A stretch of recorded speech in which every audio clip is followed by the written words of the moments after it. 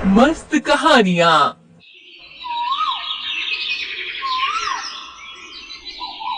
हम्म, पता नहीं इस खेत में कब अच्छी फसल आएगी। जितनी बार भी कोशिश कर लूं, पर फसल सूख ही जाती है। अरे अब यही सोचते मत बैठिए, जाइए और उस पड़ोसी गजानन से बात कीजिए। उसके खेत से पानी का कोई प्रबंध होता है क्या? देखिए। अरे वो गजानन कहाँ देने वाला है पानी। फिर भी जाकर देखता हूँ। सीताराम गजानन के खेत में जाता है। अरे गजानन, फसल को पानी दे रहे हो? हाँ, धूप बढ़ गई है ना। इस समय खेत में 2 बार पानी देना जरूरी है। हाँ, तुम्हारी बात भी सही है। अच्छा है, तुम तो 2 बार फसल को पानी दे रहे हो और मेरे पास 1 बार देने के लिए भी पानी नहीं है। तुम अगर अपने कुएं से पानी दे दो तो। अरे मैं कैसे दे सकता? अभी मेरे कुएं में भी इतना पानी नहीं बचा है। मैं ही विचार कर रहा हूँ कि आगे अपने खेत के लिए पानी का प्रबंध कैसे करूँ। सीताराम अपने खेत में वापस आता है। फिर उसने ना कहा ना पानी के लिए। जी मुझे तो लगता है कि अब हमें अपने खेत में ही कुआं खोद लेना चाहिए। हमारे ही खेत में कुआं होगा तो हमें कभी पानी की कोई दिक्कत नहीं होगी। हाँ, पर कुआं खोदने के लिए कितना धन लगता है और इतना धन कहाँ है हमारे पास। हम तो 2 समय की रोटी जैसे तैसे खा पा रहे हैं। हाँ, पर कुछ न कुछ तो करना ही पड़ेगा। अब आप एक काम कीजिए, आप साहूकार से जाकर मिलिए, उनसे कुछ कर्जा ले लीजिए। सीताराम साहूकार के पास आता है। राम राम सरकार। बोलो सीताराम, क्या काम है? सरकार, थोड़ा कर्जा चाहिए था। खेत में कुआं बनवाना है। क्या? अब खेत में कुआं बनवाना है? तुम्हारा तो पिछला कर्जा भी तुमने नहीं चुकाया है अभी तक। हाँ सरकार, 1 बार कुआं बनवा लूं, फिर फसल को पानी मिलता रहेगा और फसल अच्छी आएगी तो मैं आपका सारा कर्जा एक साथ उतार दूंगा। ठीक है, अगर ऐसी बात है तो दे देता हूँ तुम्हें कर्जा। सीताराम साहूकार से कर्जा लेता है और मजदूरों को बुलाकर कुआं बनाने के काम पर लग जाता है। 2 दिनों के बाद कुआं बनकर तैयार हो जाता है। शाम के समय कुएं का काम पूरा खत्म हो जाता है। सीताराम और मीरा देखते हैं कि कुआं पानी से पूरा भर गया है। अरे वाह, ये कुआं तो पूरा भरा हुआ है। देखिए, मैंने कहा था ना। अब देखिए हमारी फसल भी कैसे लहराने लगेगी।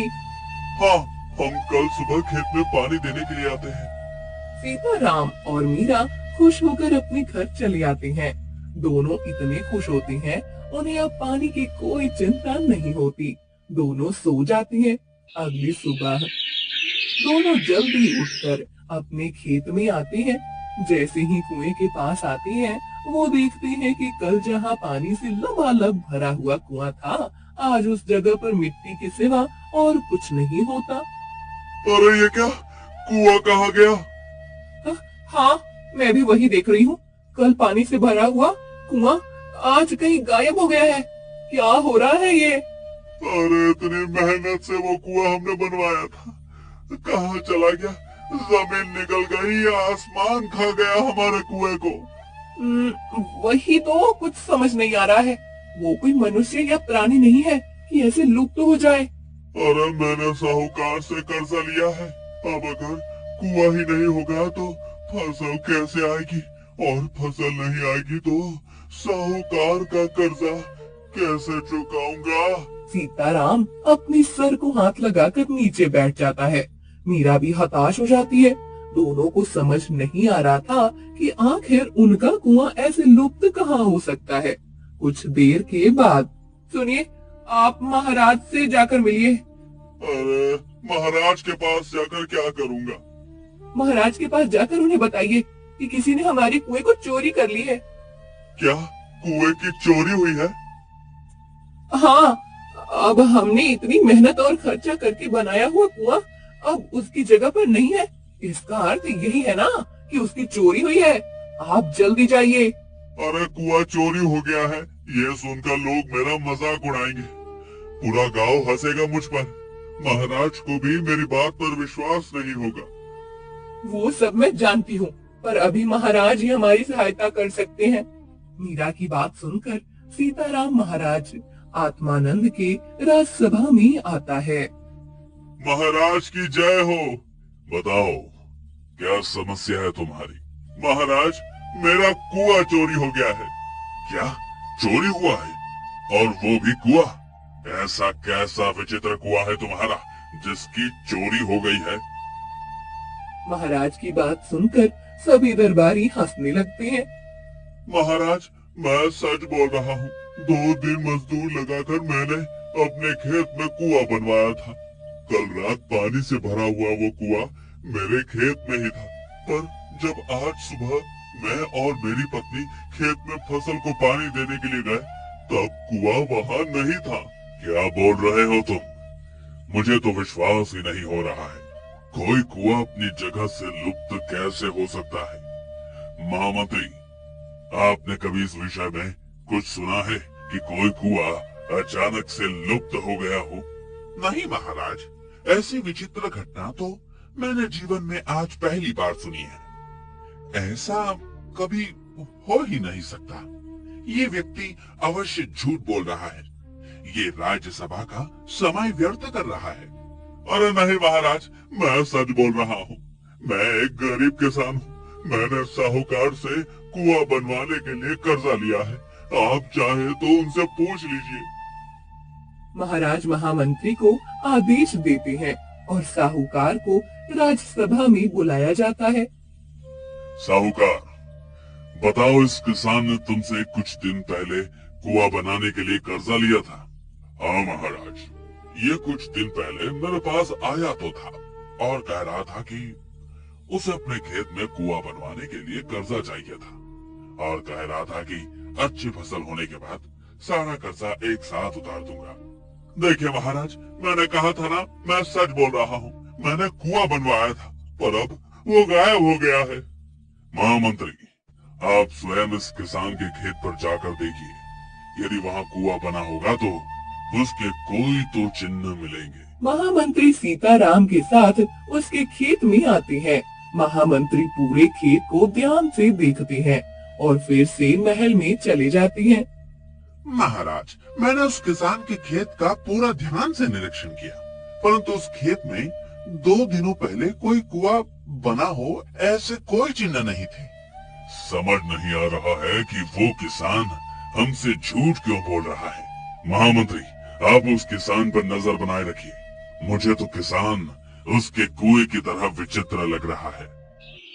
शाम हो जाती है। मीरा और सीताराम अभी तक खेत में ही बैठे हुए थे। अंधेरा हो जाता है और अचानक उन्होंने बनाया हुआ कुआं उसी स्थान पर प्रकट हो जाता है जहाँ कल उसे बनवाया गया था। उस कुएं से पानी बहने लगता है। मीरा और सीताराम उस पानी से भरे हुए कुएं को देखकर आश्चर्य में पड़ जाते हैं। मीरा तो मेरी आंखें पर विश्वास ही नहीं हो रहा। मेरा तो ये कुआं यहाँ अपने आप प्रकट कैसे हो गया? अब ये सब छोड़ो। अब ये कुआं प्रकट हो ही गया है तो खेत में पानी दे देते हैं। दोनों भागकर कुएं के पास जाते हैं। हंडा उठाकर उसे रस्सी से बांधकर कुएं में डालकर पानी निकालने लगते हैं।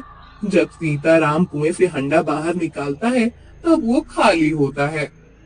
ये क्या, कुएं में इतना पानी भरा हुआ है, फिर भी ये हंडा खाली कैसे है? अब रुकिए, मैं देखती हूँ। अब मीरा आगे जाती है और हंडा को कुएं में छोड़ती है। वो हंडा को कुएं से बाहर निकालती है। वो भी खाली होता है। अब दोनों डर जाते हैं।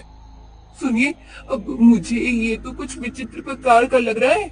हमें इस कुएं से दूर ही रहना चाहिए। मुझे भी कुछ समझ नहीं आ रहा है।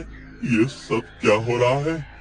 चलो अभी हम घर चलते हैं, कल आकर सोचेंगे क्या करना है। मीरा और सीताराम घर आती हैं। अगले दिन दोनों डरते हुए खेत में जाते हैं। तब फिर वो कुआं वहां नहीं होता। अब तो दोनों के पैरों तले जमीन ही खिसक जाती है। मीरा सीताराम से कहती है कि ये कुछ अजीब हो रहा है, हमें किसी ज्ञानी की सहायता लेनी चाहिए। दोनों वन में चली जाती हैं। वन में एक बहुत बड़े साधु थे जिन्हें भूत भविष्य और वर्तमान के विषय में सब ज्ञान था। उनके पास चली जाती हैं। साधु बाबा हमारा रक्षण कीजिए। क्या हुआ पुत्र? साधु बाबा, मेरे खेत में बनाया हुआ कुआं अचानक गायब हो जाता है। हाँ साधु बाबा, हमने बड़ी मेहनत से कुआं बनवाया था, पर सुबह जब हम खेत में जाते हैं तब कुआं अपने स्थान पर नहीं होता। बाबा जी, आप ही हमारी सहायता कर सकते हैं। आपको तो तीनों कालों का ज्ञान है। आप ही बताइए कि उस विचित्र कुएं का रहस्य क्या है। पुत्र, हमारे इस जन्म में जो भी अनुभव हमें आते हैं, उसकी कड़ियां हमारे पिछले कई जन्मों से जुड़ी हुई होती है। तुम्हारे साथ ये जो विचित्र घटना घट रही है, उसकी कड़ी भी तुम्हारे किसी पिछले जन्म से जुड़ी हुई है। आप क्या कह रहे हैं साधु बाबा? मेरे कुछ समझ में नहीं आ रहा है। पुत्र, तुम्हारे पिछले जन्म में तुम एक बहुत बड़े साहूकार थे। उस समय तुम बहुत धनवान थे और तुम्हारे बड़े बड़े खेत थे, और तुम्हारे बड़े बड़े खेत में एक बड़ा कुआं था। वो कुआं इतना बड़ा था कि पूरे गांव की प्यास बुझा सकता था। उस कुएं का पानी कभी खत्म नहीं होता था। एक बार गांव में अकाल पड़ा था और एक दिन। साहूकार जी, गांव में अकाल पड़ा है। आपके खेत के कुएं में इतना पानी है, अगर आप कहें तो मैं थोड़ा पानी अपने घर ले जाऊं। घर में बिल्कुल भी पानी नहीं है। पूरे गांव में मेरा ही एक कुआं है क्या, जो तुम मेरे कुएं में पानी लेने आ गई हो? क्या बुढ़िया? साहूकार जी, गांव के सभी कुएं सूख गए हैं। किसी भी कुएं में पानी नहीं है। सभी गांव वाले प्यासे हैं। इसका मतलब है कि अगर मैंने तुम्हें पानी दे दिया तो एक एक करके सभी गांव वाले मेरे कुएं से पानी लेने आएंगे। मैं नहीं दूंगा तुम्हें पानी। कमला काकी चली जाती है। उसे रास्ते में वसुधा मिलती है। उसके हाथ में खाली हंडा था। क्या हुआ कमला काकी, दे दिया साहूकार ने पानी? अरे कहाँ, वो साहूकार तो बड़ा ही दुष्ट है। हम सबकी जमीनें उसके पास गिरवी हैं। उसका ब्याज जीता है और हम पर ही रोब जमाता है। मुझे बोल रहा था कि गांव किसी दूसरे कुएं से पानी भर लो। वो मुझे बोल रहा था कि जाओ कहीं और किसी और गांव से पानी भर लो। क्या उसने ऐसा कहा? आपने उसे बताया ना कि सभी कुएं सूख चुके हैं? हाँ, मैंने उसे कितना कहा कि गांव में सिर्फ आपका ही कुआं ऐसा है जो पानी से भरा हुआ है। तो कहने लगा कि फिर अब एक एक करके पूरा गांव मेरे कुएं से पानी लेने चला आएगा। उस दुष्ट के पास अभी पानी है, इसलिए उसे बहुत घमंड आया है।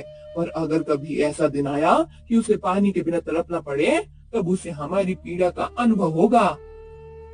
तुम सही कह रही हो वसुधा, पर वो तो बाद की बात है। अभी हम सब क्या करें? पानी का प्रबंध कैसे करें? पूरे गांव में पानी के बिना लोगों की हालत खराब हो रही है। हाँ, अरे मैंने तो सुना है कि कुछ लोग ये गांव छोड़कर कहीं और जाकर बसने का विचार कर रहे हैं। अब सबके पास दूसरा कोई रास्ता नहीं तो नहीं है। अब अगर जैसे ही पानी का प्रबंध नहीं हुआ तो हमें ये गांव छोड़कर जाना ही पड़ेगा। कब तक हम पानी की प्रतीक्षा में यहाँ रह सकते हैं? ऐसे ही कुछ और गांव वाले साहूकार करोड़ी मल के पास आते हैं और पानी मांगते हैं, पर साहूकार करोड़ी मल किसी को पानी नहीं देता। गांव वालों की जानवर पानी के बिना तड़पने लगती हैं और कुछ की मृत्यु हो जाती है।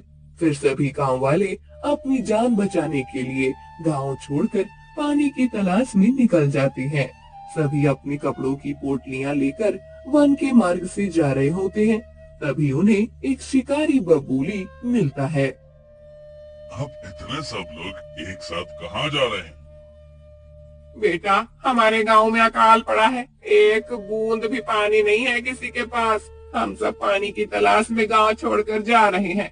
अब जहां पानी का प्रबंध हुआ है वहीं हम अपना नया गांव बसा लेंगे। अच्छा, मैं आपकी सहायता कर सकता हूँ। इस वन के उस पार एक नदी है। उस नदी में पूरे साल पानी रहता है। आप सब उस नदी के पास रहने जा सकते हैं। ये तो बहुत अच्छी बात है बेटा, पर इस वन के नदी है तो कहीं हमें किसी जंगली जानवर से संकट भी हो सकता है।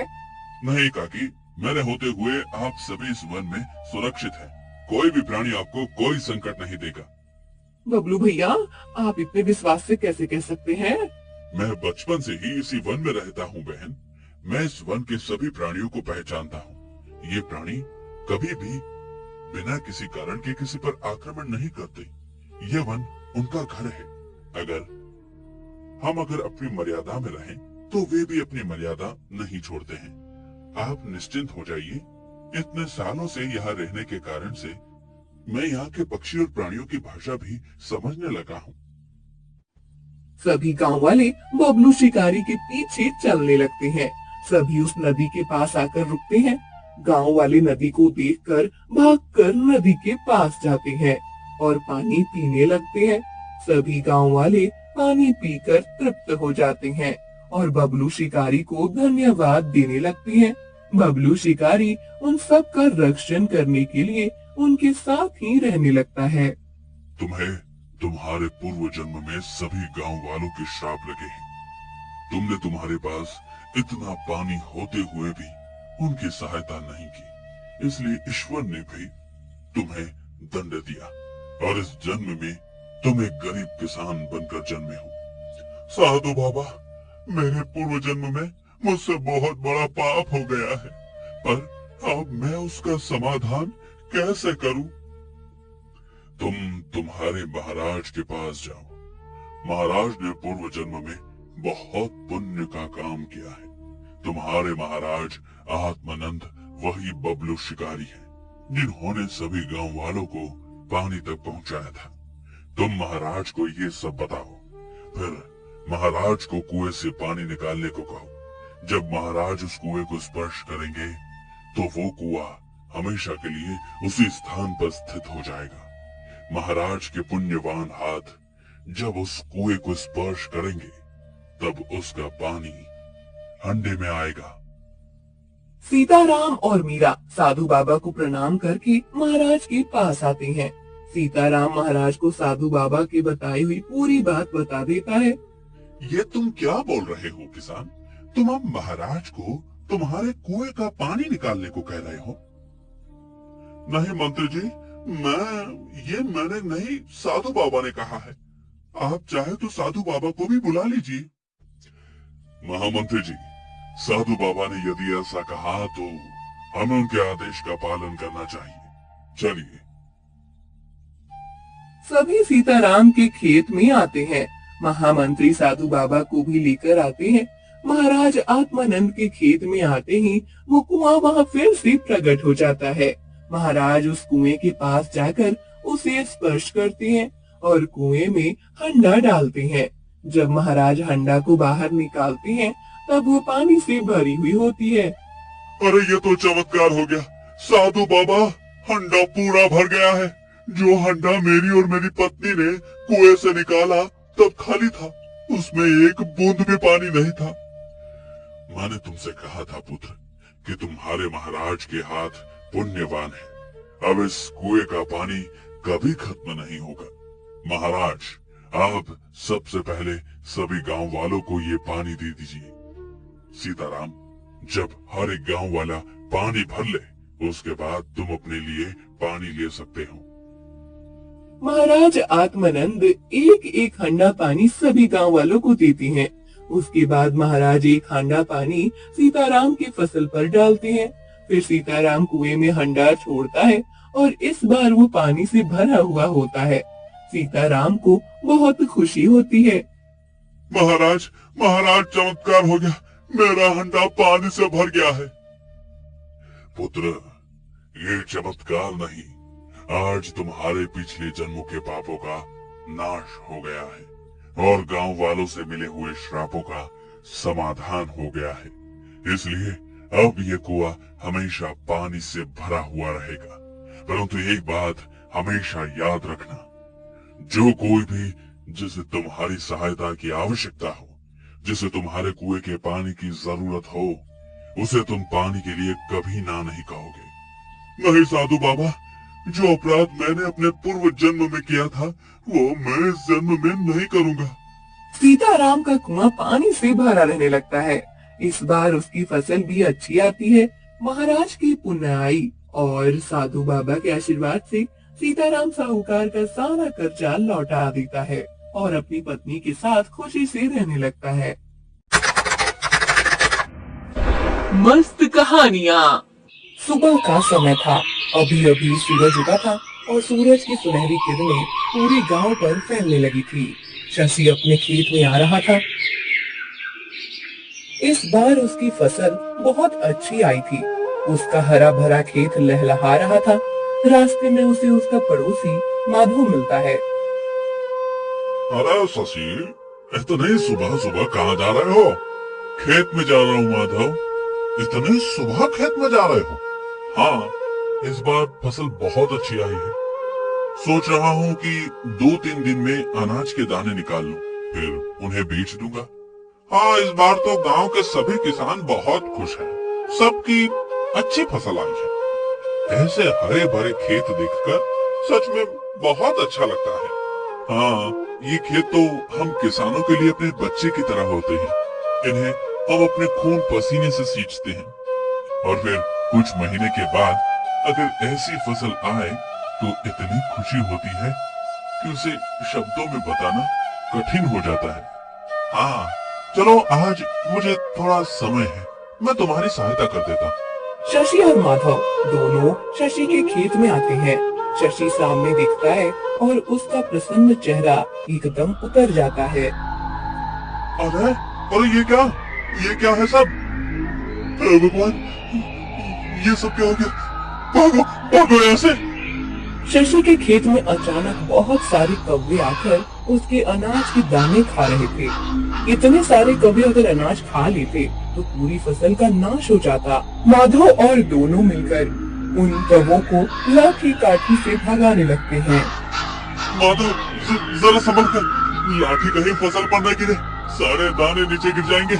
हाँ शशि, पर इन कौवों का कुछ करना तो पड़ेगा। ये अभी भाग जाएंगे और थोड़ी देर बाद फिर वापस आ जाएंगे। हाँ, तुम सही कह रहे हो। मैं एक काम करता हूँ, घर जाकर एक जाल लेकर आता हूँ। उस जाल को यहाँ रखता हूँ, फिर कौवे फसल खाने आएंगे और इस जाल में फंस जाएंगे।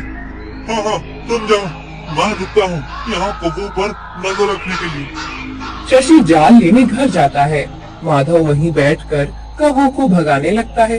कुछ देर के बाद शशि जाल लेकर आता है और खेत में बिछा देता है।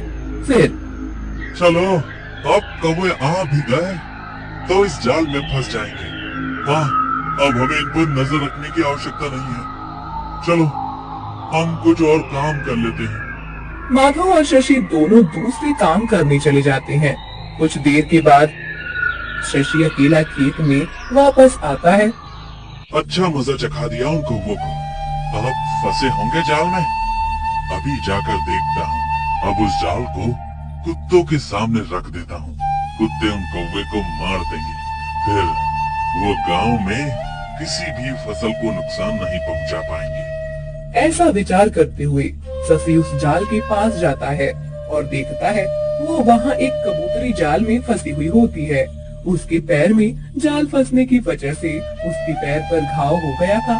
मुझे बचाओ, मैं गलती से इस जाल में फंस गई हूँ। मैंने तुम्हारी फसल को नुकसान नहीं पहुँचाया है। तुम चिंता मत करो कबूतरी, मैं तुम्हें इस जाल से निकालता हूँ। ये जाल तो मैंने उन कौवों के लिए बिछाया था, पर दुर्भाग्यवश तुम इसमें फंस गई हो। रुको, मैं अभी तुम्हें मुक्त करता हूँ। शशि उस कबूतर को जाल से छुड़ाता है। वो उसे घर ले जाता है और उसके घाव पर लेप लगाता है। फिर मैं एक बात समझ नहीं पाया कि तुम हम मनुष्य जैसी बात कैसे कर सकती हो। ठीक है, तुम अब ये चावल के दाने खा लो, मैं खेत में जाकर काम करता हूँ। शशि कबूतर को अनाज के दाने देकर खेत में काम करने चला जाता है। रात को वो घर आकर सो जाता है। सुबह जब वो उठता है तब उसके बिस्तर पे सोने के सिक्के पड़े होते हैं। अरे ये क्या? ये सोने के सिक्के कहाँ से आए यहाँ? ये मैंने तुम्हें दिए हैं। तुमने? और तुम्हारे पास ये सोने के सिक्के कहाँ से आए? वो सब तुम्हें बाद में पता चल जाएगा। तुम तो अब केवल इस बात से प्रसन्न हो जाओ कि तुम्हें रोज ये सोने के सिक्के मिलेंगे। वो कैसे? मैंने कहा ना कि तुम्हें बाद में पता चलेगा। अब तुम जाओ और अपने खेत के काम निपटाओ। आज तुम्हें फसल काटनी है ना। शशि अपने खेत में चला जाता है। 2-3 दिनों में शशि सारी फसल काट लेता है। अनाज के दानों को बोरियों में भरकर शशि आराम करने लगता है। कुछ देर के बाद माधव बैलगाड़ी लेकर आता है। चलो भाई शशि, इस अनाज की बोरियों को घर में रख देना है ना। देखो मैं बैलगाड़ी लेकर आया हूँ। हाँ चलो भाई, अभी इन्हें घर में रखते हैं, जाकर बाजार में बेच देते हैं। पर क्या इतने सारे बोरियों को घर में रखना सुरक्षित होगा? हाँ होगा ना, क्यों नहीं होगा। हम तो हमेशा अपने घर में रखते हैं सारा अनाज।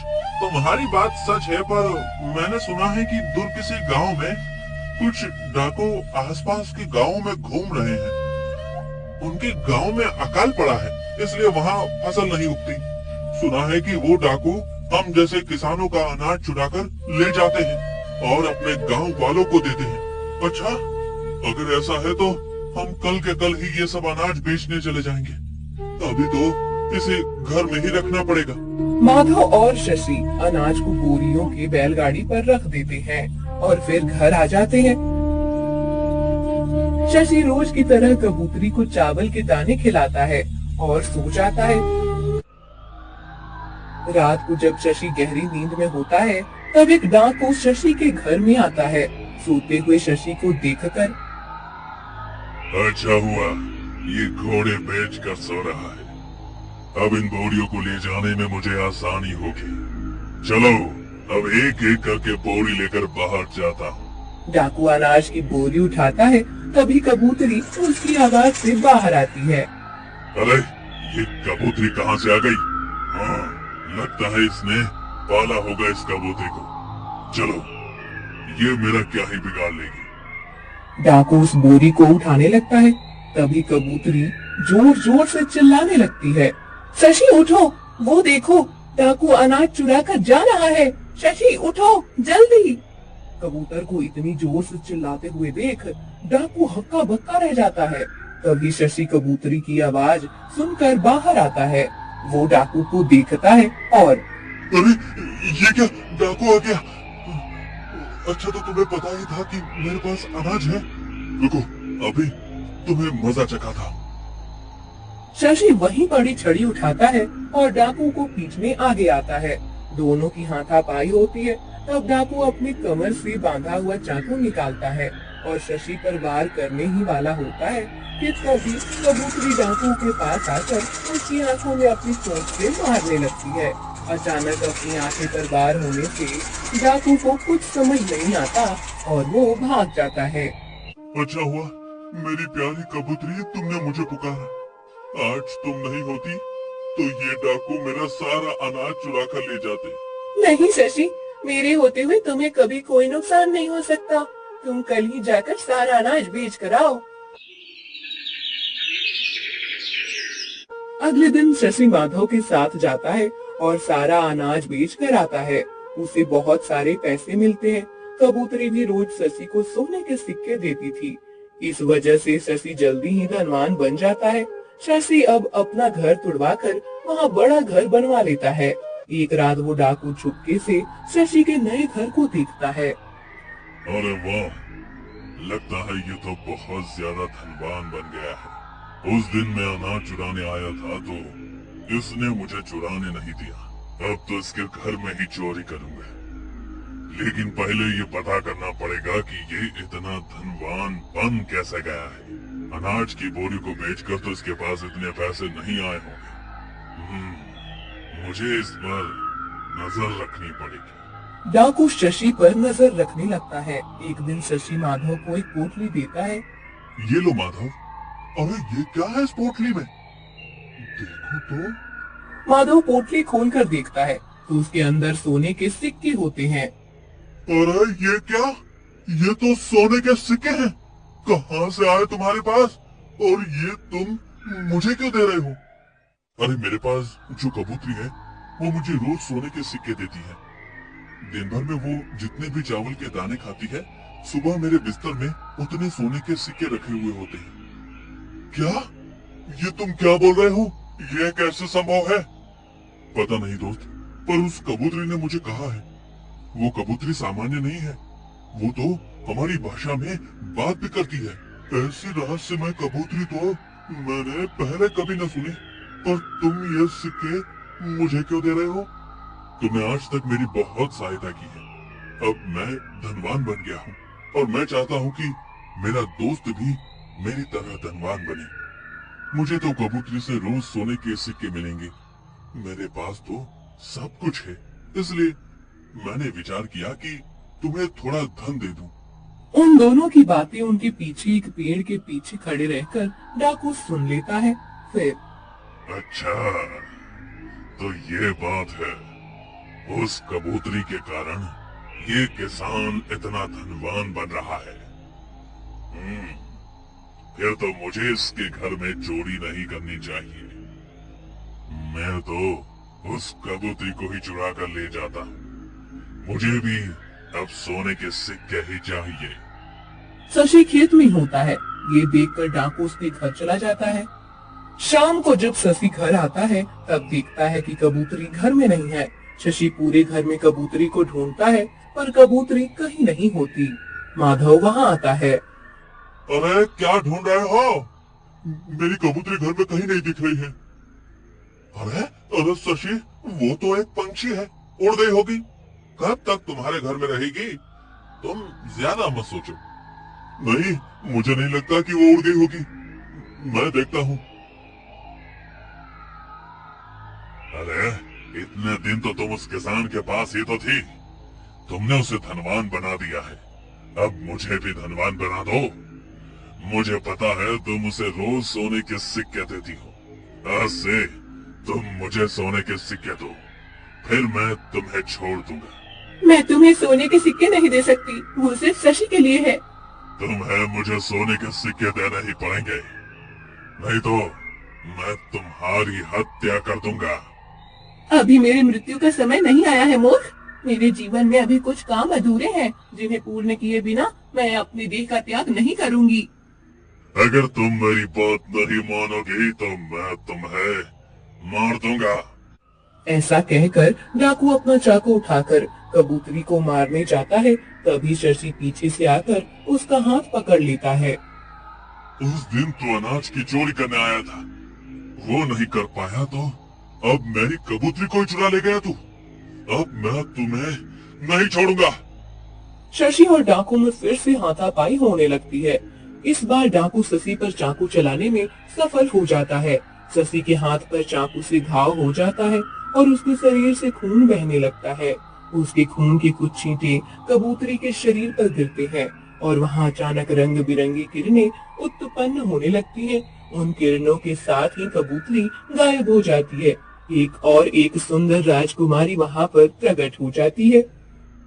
कितनी सुंदर राजकुमारी है।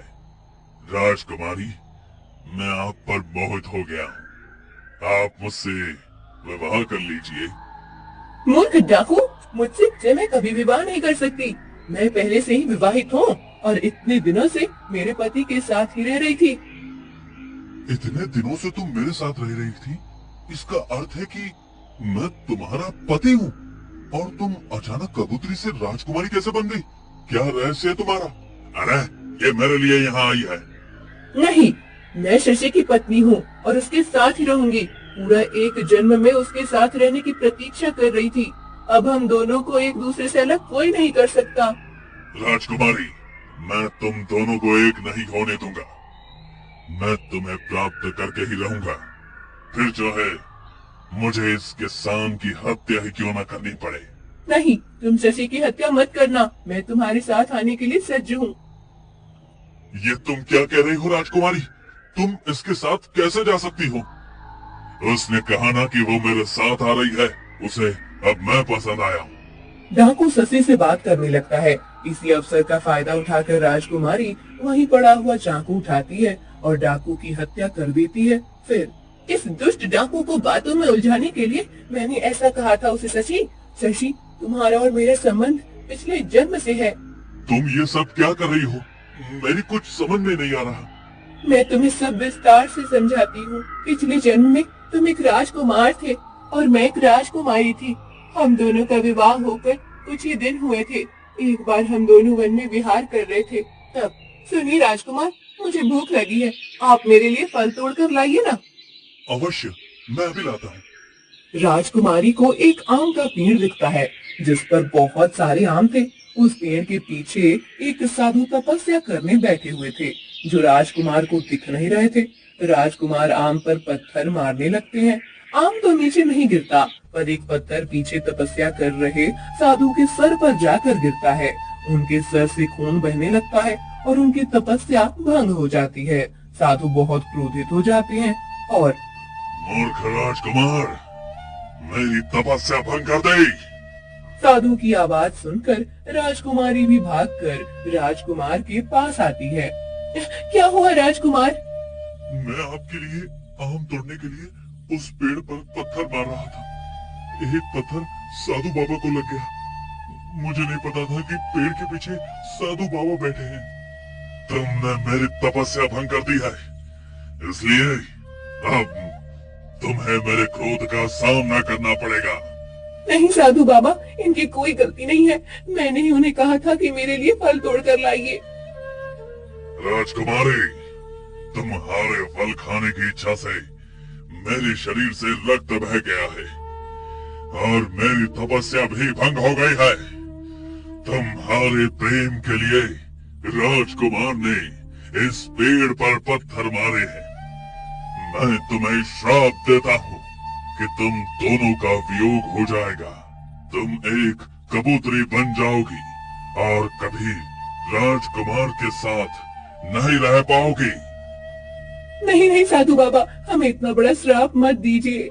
हम दोनों एक दूसरे से बहुत प्रेम करते हैं। मैं आपसे क्षमा मांगती हूँ, कृपया अपने श्राप का समाधान कीजिए। साधु बाबा अपना क्रोध शांत करते हैं और ठीक है, मैं दिया हुआ श्राप तो वापस नहीं ले सकता, इसलिए तुम्हें कबूतरी का शरीर तो प्राप्त होकर ही रहेगा। राजकुमार अपने अगले जन्म में एक सामान्य किसान के रूप में जन्म लेंगे और तभी तुम उनसे मिल पाओगी। जब उनके रक्त के छींटे तुम्हारे शरीर पर गिरेंगे, तब तुम अपने असली रूप में आ जाओगी। आज वो दिन आया है जब हम दोनों का फिर से एक बार हम एक हो गए हैं। मैं तुम्हारी पत्नी हूँ शशि। पर फिर वो सोने के सिक्के, वो तुम्हारे पास कहाँ से आए थे? मैं इतने वर्षों से कबूतरी बनी हूँ, पूरा एक जन्म बीत गया है। इतनी वर्षों की मेरी कबूतरी बने रहने की इस तपस्या से मुझ में कुछ शक्तियाँ एकत्रित हो गई थी। मैंने जब तुम्हें खेत में काम करते देखा था, तब मुझे बहुत दुख हुआ। पिछले जन्म का राजकुमार इस तरह से खेत में खून पसीना बहा रहा है, यह देखकर मैंने अपनी तपस्या के फल से वो सिक्के उत्पन्न किए और तुम्हें दे दिए, ताकि तुम सुखपूर्वक जीवन व्यतीत कर सको। तुम्हें मिलने के बाद इतने दिनों तक मैं इसी दिन की प्रतीक्षा कर रही थी कि कब वास्तव रूप में आऊं और तुमसे मिल पाऊं। तुम ये सब सच बोल रही हो? मतलब ऐसा भी हो सकता है? इस बात पर मुझे विश्वास नहीं हो रहा है और मुझे ये सब स्मरण भी नहीं है। हाँ, इस बात पर विश्वास करना आसान नहीं है, परंतु मैं सब सत्य बोल रही हूँ। साधु बाबा के श्राप के कारण तुम्हें कुछ स्मरण नहीं है। तुम मेरे साथ चलो। जिस स्थान पर हमें वो श्राप मिला था, उस स्थान पर जाने के बाद ही तुम्हें सब स्मरण होगा। साधु बाबा अभी तक वहीं है, वो तुम्हें सब स्मरण करा देंगे। राजकुमारी शशि को लेकर उस पेड़ के पास आती है।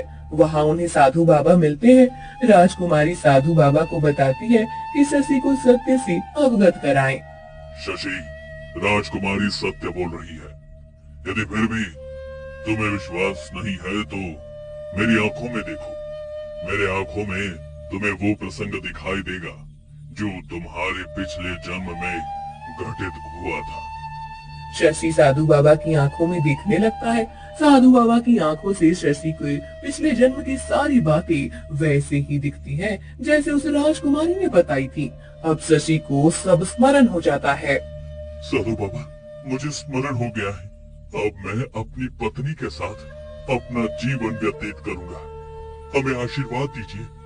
शशि अब सब समझ जाता है। वो राजकुमारी के साथ अपने घर आता है। राजकुमारी भी एक सामान्य किसान की पत्नी की तरह शशि के साथ रहने लगती है।